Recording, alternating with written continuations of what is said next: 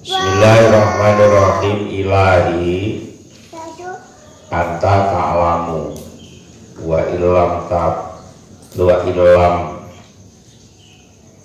tatumit ta'atu minni fi'lan wa jazman faqad damat mahabbatan wa azman.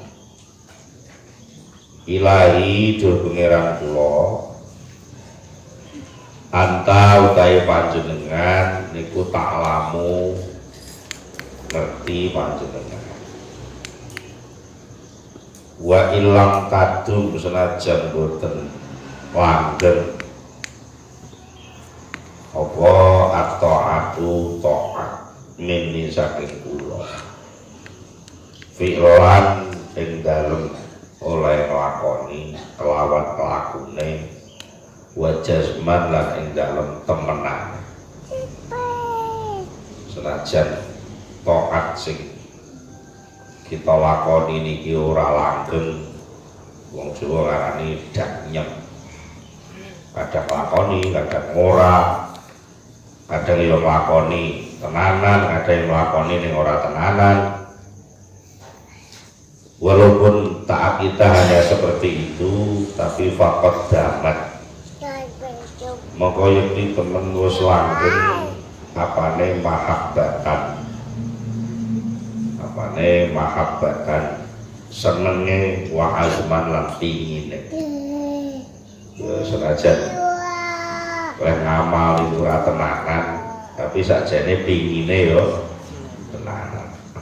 Niku Gusti Allah yo ngerti. Gusti Allah ngerti. Di dalam munajat yang ini Syekhuna Athaillah apa istilahnya mengadu kepada Allah tentang kelemahan dirinya, ya mewakili kita semua sebenarnya. Diri untuk menjalani ketaatan sesuai dengan aturannya. Banyak sekali amal yang kita jalani itu tidak sesungguhnya dijalani sesuai aturan. Umpama sesuai aturan secara syariah mungkin, tapi secara tata krama itu masih banyak yang salah. Seperti yang kemarin kita bahas, salah bersikap, salah ngarani, salah penganggap. Kadang-kadang amal ibadah itu dianggap tukar menukar dengan Allah, itu kan salah tata krama. Walaupun secara praktek pelaksanaan juga sesuai dengan syarat rukun, tapi secara rasa, secara tata krama kehambaan nggak muncul. Nah itu yang di kita termasuk kelemahan yang mendasar juga. Kok metenteng tata krama itu ternyata ya abot.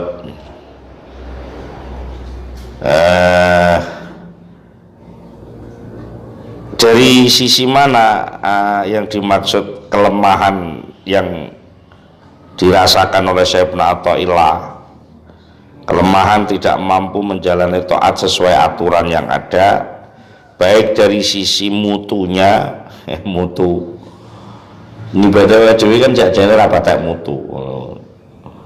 Geleme mergo dipeksa, geleme mergo diancam neraka, akhirnya akeh gelem. Jadi umpama Gusti Allah biyen ora gawe neraka ngono kowe ya ora salat kira-kira. Wedine gelem salat mergo wedi neraka. Dari sisi mutu kita ini ibadah itu ya masih jauh dari yang sesungguhnya, yang seharusnya.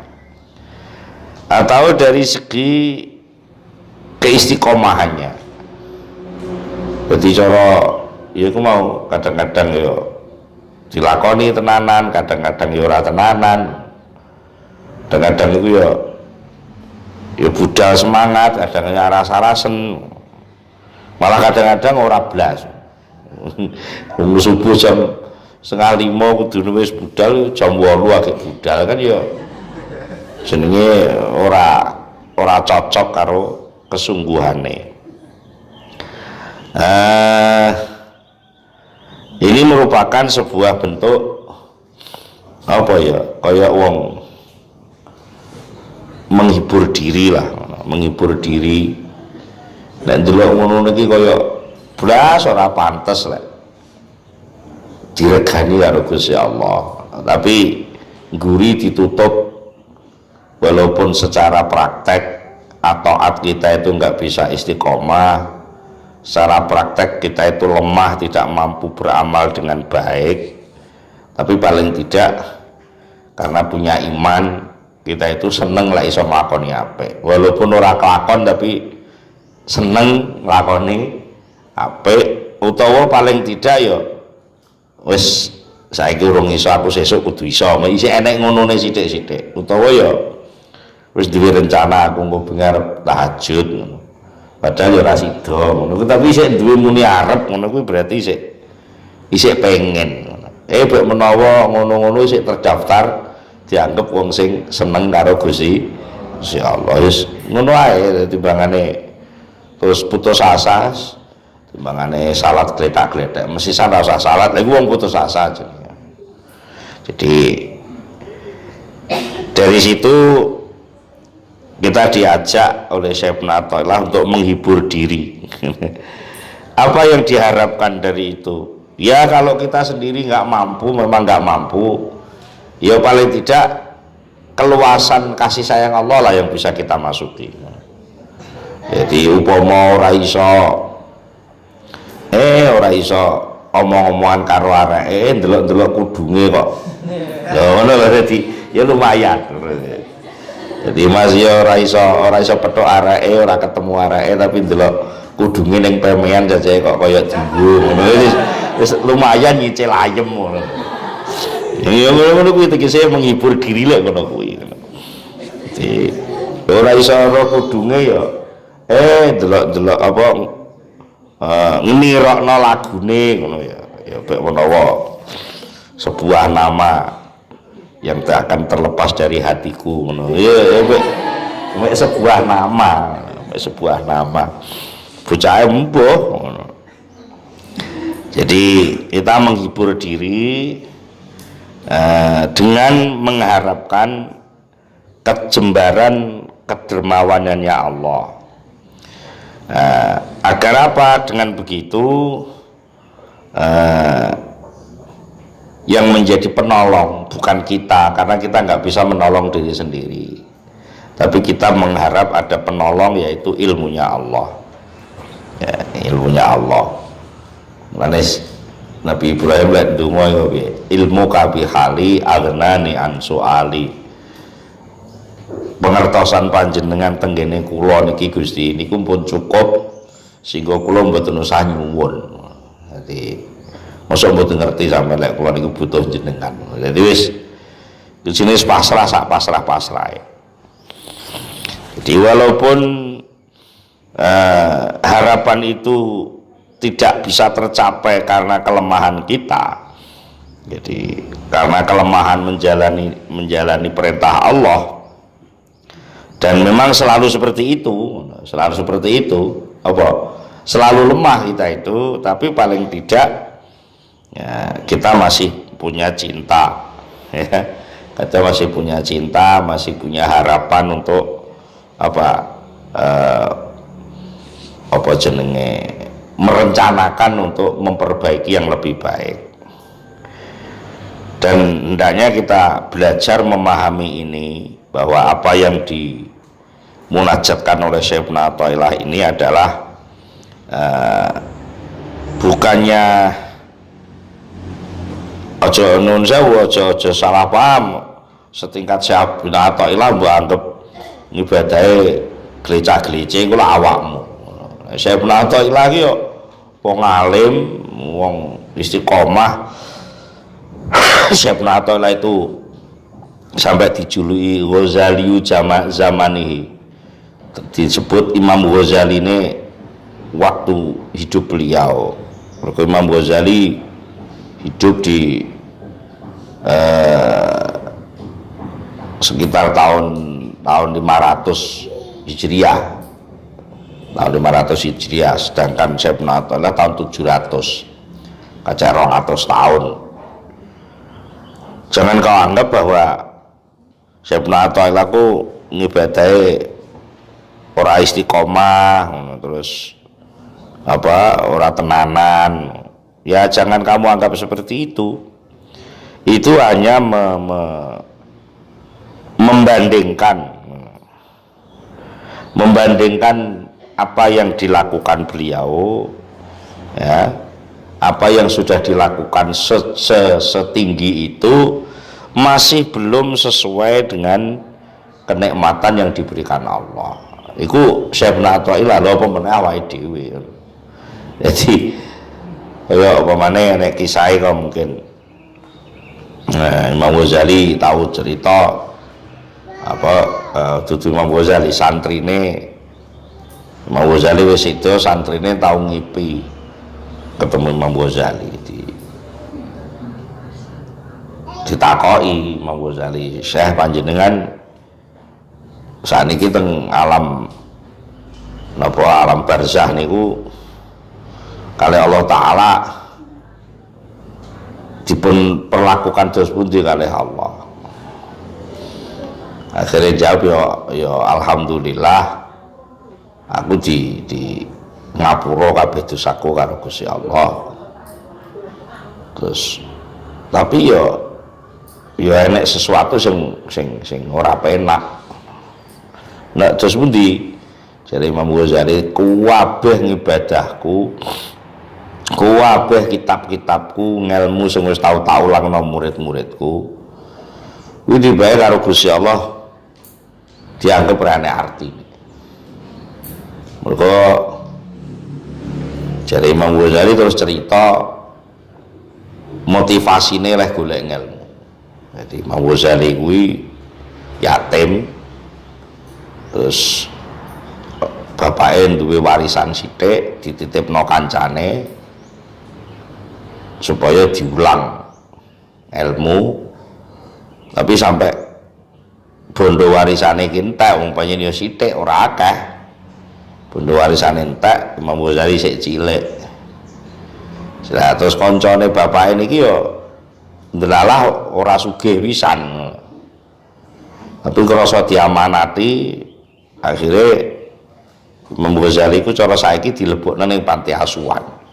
Di zaman biyen wis enek panti asuhan kuwi sing ditanggung karo khalifah, ditanggung negara. Sing gelem ngaji tenanan itu diberi jaminan cara saiki di beasiswa. Jadi lek golek ngelmu ku jane ora kok pengen pinter. Jadi mau Ghazali aku biyen golek ngelmu ngaji tenanan ora mergo pengen pinter, tapi mergo keluwen golek pangan. Jadi lek aku golek ngelmu iku ben oleh beasiswa. Tapi yo ternyata yo panggah oleh karo-karone karo Gusti Allah diparingi ngelmu ya tiba. Tapi karena niate ora bener ngono kuwi dadi kuwabeh ngelmu sing tak ulangne macem-macem ku ya dadi ora patek bener. Mergo pondasi awale wis ora patek bener. Nah, tapi kok jenengan ketoke pengalaman barzah kok makmur ngoten Syekh ngono. Dadi karo muridé di pojok ning. Iki ngono ora mergo ngelmuku, ora mergo lekku mulang. Ibahe sing nyafaati aku mung laler. Laler. Lah kok laler? Ya mergo aku nalika biyen tahu pas nyusun kitab, zaman biyen kan nganggo pulpen tutulan.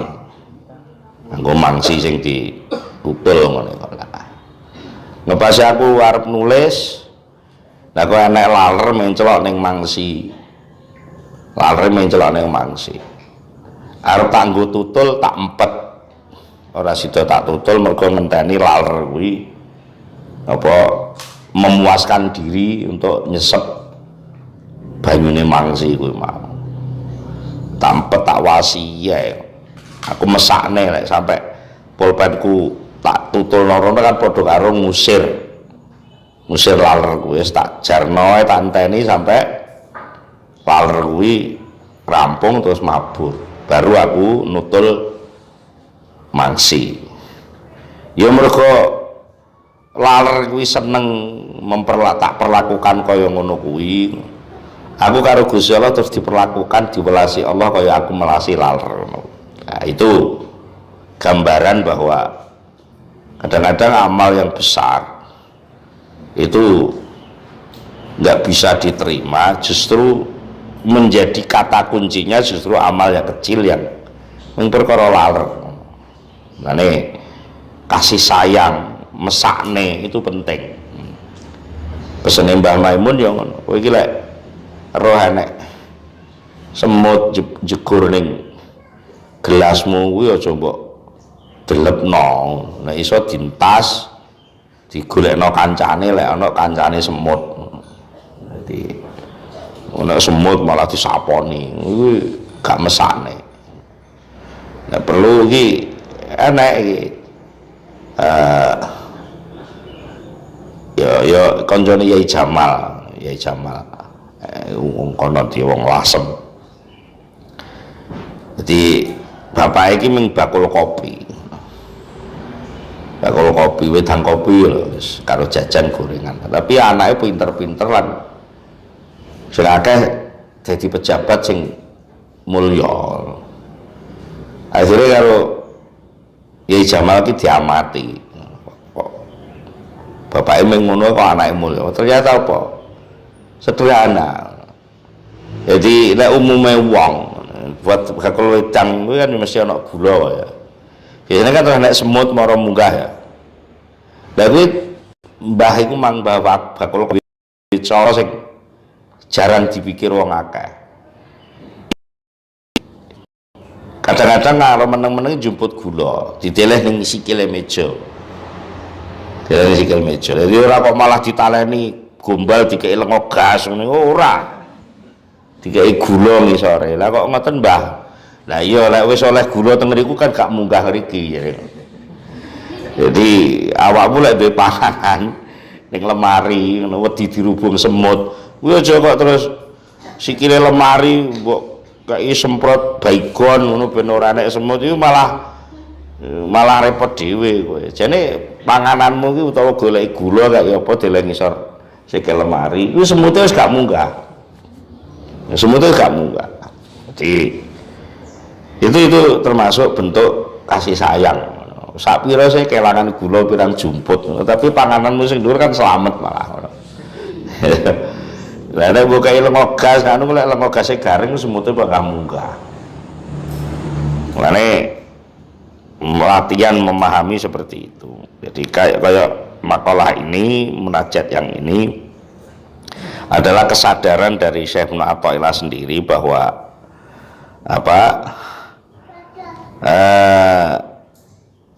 keadaan seseorang ketika membandingkan kebaikan Allah, anugerah Allah kepada dirinya dibanding dengan penampilan ibadah yang dijalaninya, itu yang muncul adalah ketidakseimbangan yang luar biasa. Isi ado banget antarane nikmat sing ditampa karo ibadah sing dilakoni. Jadi karena apa? Dari sini ada penelitian juga, lek gak diteliti ora roh. Kudu wong mulane kudu setiap saat menghitung dirinya, menimbang dirinya seberapa ibadah yang dijalani, dan kalau sudah dijalani seberapa mutu ibadah itu. Karena apa? Dari sini Syekh Ibnu Athaillah sedang melihat ketaatan yang wong Jawa ngarani ketaatan sing etek-egleng, ngerti etek-egleng? Etek-egleng iki wis dilakoni tapi ra tenanan wis timbang orang. Biasane ngono. Ngantuk-ngantuk lah lek melok ngaji timbang ora. Ngono kuwi jenenge etek-egleng. Atau mungkin semacam gagal tidak bisa menjalani ibadah dengan sempurna. Jadi karena itu lalu semuanya itu akhirnya dihadapkan kepada anugerah agungnya Allah, nikmatnya Allah yang terus menerus. Dari situ lalu yang muncul bukan lagi soal bagaimana saya membalas nikmat dengan ibadah, itu gak mungkin. Bagaimana saya mengimbangi nikmatnya Allah dengan ibadah, itu sesuatu yang istilahnya gak mungkin dan terlalu jauh lah kalau mau ke sana. Yang penting ya matur nuwun diparingi. Matur nuwun kula niki seneng gadah pangeran sampean niku seneng Gusti. Ngono lho wis ngono tok ae wis. Masya kula mboten iso ngabekti teng panjenengan Gusti, tapi kula niku kalih jenengan pun seneng wong. Untung kula niki sampean dadekne menungso ora dadekne mbek ngono. Kan yo kudu seneng. Upama kowe terus didadekne mbek mek Gusti Allah ngono terus ora iso ngaji, ora iso mosok tau tuh nek wedhus melok ngaji ngono ya. Jadi itu disyukuri, dengan begitu kamu semangat mempergunakan nikmat itu untuk ya semaksimal kita bisa. Tapi jangan menganggap bahwa kebaikanmu itu sudah seimbang dengan nikmat Allah, itu masih jauh. Jadi sudah banyak dijelaskan pada penjelasan-penjelasan yang lalu bahwa seorang hamba itu sebenarnya kalau semakin dekat kepada Allah, dan ini sebenarnya rumus umum, wong kuwi semakin akrab karo Allah, dia akan semakin malu. Semakin akrab semakin malu. Mulai Kanjeng Nabi lek bengi tahajud sampai sukune abuh ngono, yo nangis ngono. Sampai diaru-aru karo Siti Aisyah, Kanjeng Nabi jenengan niku wis nabi, wis rasul, wis kekasih Gusti Allah. Gusti Allah pun janji lek dosane jenengan pun di ngapura sedaya kali Allah, kok jenengan ibadah sik kaya ngoten niku. Sampai sukune jenengan abuh niku sakjane upami disuda wonten pripun jawane Siti Aisyah iku ya karena sayang pada Kanjeng Nabi, mesakne lah. Kanjeng Nabi saya terus kurang sare ngono. Panjenengan yo Siti Aisyah sayang banget mek Kanjeng Nabi. Jawane iki usul mbok ibadah iki disuda sithik ngono lho. Iki usulane Siti Aisyah. Jawabane Kanjeng Nabi, afala aku nu abdan syakura. Apa ora oleh to? Aku ki matur nuwun Gusti Allah apa ya ora oleh. Iki ngene sik kurang kok jare ngono. Aku matur nuwun lho sik kurang. Sampai Kanjeng Nabi dawuh juga, saya merasa hatiku masih ada ganjelan kalau saya belum beristighfar minimal 100 kali. 100 kali itu aja anggap 100 kali kaya istighfarmu lho.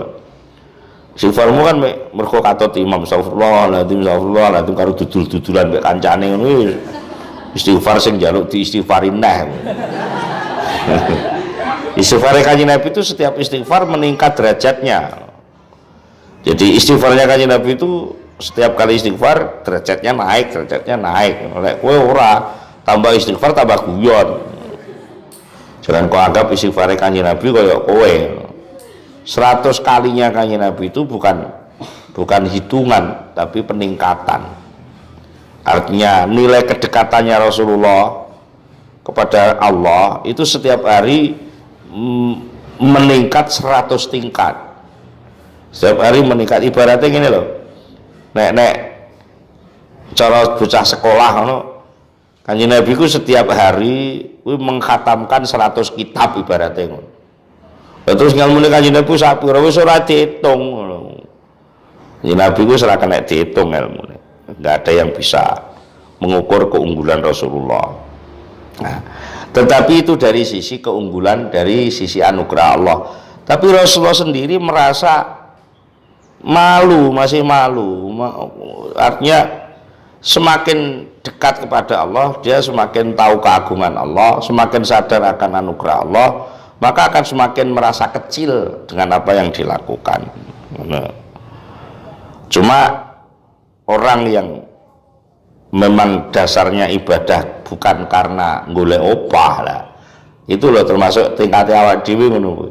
Gelem ibadah mergo pengen selamat saka neraka, gelem ibadah mergo pengen gayo swarga, kan jenenge sik golek opah.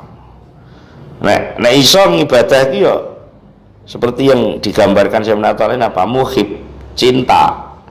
Jadi mahabbatan wa azman. Berangkat ibadah itu karena cinta. Nah, cinta itu ya apa saja, yang penting mendekat.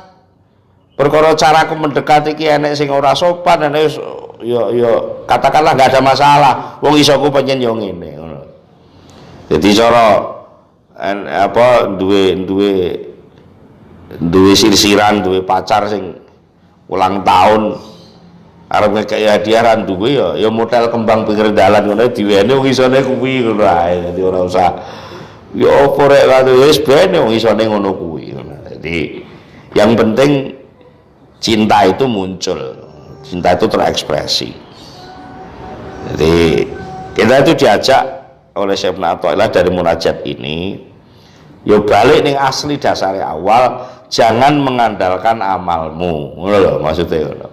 Amal yang kau andalkan itu ternyata masih belum bisa istiqomah. Amal yang kau andalkan itu ternyata masih belum bernilai. Tetapi kalau kamu menghadapinya dengan cinta, maka ibadah seberapapun yang kau lakukan itu penuh dengan rasa cinta. Sampai mencubit pun kadang-kadang bisa diakhiri cinta. Nah iya, jiwit itu kadang-kadang mergo seneng. Wong Jawa ngarani gemes. Mergo gemes malah jiwit. Piye to? Kadang-kadang cinta juga begitu. Ben jerit. Sing digoleki ya lah jerit ngono kuwi. Jadi kadang-kadang ya seperti itulah. Tahu enek iki kisah Nabi Musa. Jadi Nabi Musa itu pernah mengalami apa jenenge, cara saiki kepeceklek berapa bertahun-tahun tidak pernah ada hujan. Lalu istisqa, sholat istisqa, bola balik sholat istisqa bangga ora enek udan. Panjen ya kuwi termasuk keistimewaan Nabi Musa. Kendel banget matur ning Gusti Allah. Mane sampai dijuluki Kalimullah. Nabi sing sering usul ning Gusti Allah. Sering usul ning Gusti Allah. Nek ana apa-apa kewakilan ndang matur ning Gusti Allah. Termasuk kuwi istisqa ora mandi-mandi, matur ning Gusti Allah langsung. Gusti niki dos pundi niki jenengan damel ketiga mboten nenten Jawa lah. Niki kula pun istisqa sak jamaah niki umat niku kula jak istisqa pun bolak-balik kok mboten jenengan ijabah niku sakjane enten kendala napa. Gusti Allah lah jawab, jamaahmu kurang siji. Ya kurang siji. Iku lho nek wong kono iku paranono. Iku jan jamaah istisqa. Iku aku seneng banget karo wong kuwi. Jadi kalau Gusti Allah dawuh aku seneng banget karo wong kuwi. Jadi parani disone tenan sesuai karo petunjuk Allah, disa kene nganu kene. Omahe sisih kene Gusti Allah dawuh ya lengkap diparani lho. Wonge tibake ya nun sewu lah cara wong kono, cara tingkat ngibadah wong setengah wong rada fasik. Wong rada fasik, tapi guyon wis cara saiki cangkruk guyon wis ora patek ngibadah. Tapi ketok lek ndek iku seneng mbek Gusti Allah. Lah guyon iku guyon mergo seneng. Jadi karena pede rahmati Allah, ndek iki sawante wae. Gusti Allah ra butuh ibadah, aku sing penting aku seneng mbek Gusti Allah. Masih aku ning warung iki menikmati Gusti Allah. Ngono kuwi lah kan. Wis ngono engko lek wis pesene Gusti Allah kan ngono. Engko lek wis wong kuwi ketemu jan salat istisqa. Sing kon ndonga wong kuwi ora usah ndonga, malah. Nah, wis ngono terus dijak tenan sesuai pesene Gusti Allah. Wong kuwi ngongkon ndonga. Ndungane iki wis ora kanggo tata krama blas. Mun zaman ndonga. Akhire ndonga. Gusti Allah. Wis ora sopan blas kowe. Kula niku percaya lek samane pangeran sing maha kuwasa. Jagat sak isine niki sedaya sing ngatur jenengan. Kula niku gumun. Iki omongke kula niku gumun. Pirang-pirang tahun niki sampean mboten iso gawe udan niku apa merga megane wis mboten manut sampean apa ta sampean niku. Jadi istilahnya wis Gusti Allah diudat-udat itu. Jarane pangeran kuwasa gawe udan ora gelem ngono wis. Gremang-gremeng dhewe ngono ora ndonga wis gremang-gremeng dhewe. Nggih lek pancene saged gawe udan mbok digawekne ngono. Mosok mega sak menten kathahe mboten enten sing manut sampean. Jadi niku terus akhirnya gang diluk marang udan ngono. Lha iku Nabi Musa ya penasaran doh. Malah mandi. Ya takok dene iki lho Gusti. Donga wonten dapure mawon jenengan ijabahi. Tapi Musa sampe protes. Donga modele ngoten sampean ijabahi Gusti. Karo Gusti Allah jawab, aku ora ijabahi mergo penjaluke bocah kuwi. Aku seneng lah lucu. Jadi ini dianggap lucu ya Gusti Allah. Jadi kadang-kadang nyenengno Allah itu nganggo lucu barang ngono. Jadi Allah itu perlu dirangsang untuk diluconi barang ngono. Mergo Allah itu ngijabahi kan orang mergo wong apik tok. Kadang-kadang wong elek perlu diijabahi. Jadi ya makanya mendekat kepada Allah itu jangan kau ukur dengan bayanganmu. Tapi sudahlah, kamu terima apa saja yang diperlakukan Allah terhadap dirimu. Yang penting kamu cinta, iman dan cinta itulah nanti yang akan mendekatkan semuanya kepada kamu. Jadi istiqomah itu juga karena cinta. Mergo lek gak cinta gak iso istiqomah. Tenan wong kuwi seneng istiqomah ndelok TV mergo seneng lho. Ndelok sinetron ngono terus. Benjame wayah sinetron mesti kuwi nyetel TV. Mergo seneng. Wong lek wis kena seneng wis kalah sembarang kali deh. Ngomong lek kadung kena seneng barangkali kalah. Wes iku apa jenenge, untuk menambah kecintaan kita tinggalkanlah kegeeranmu.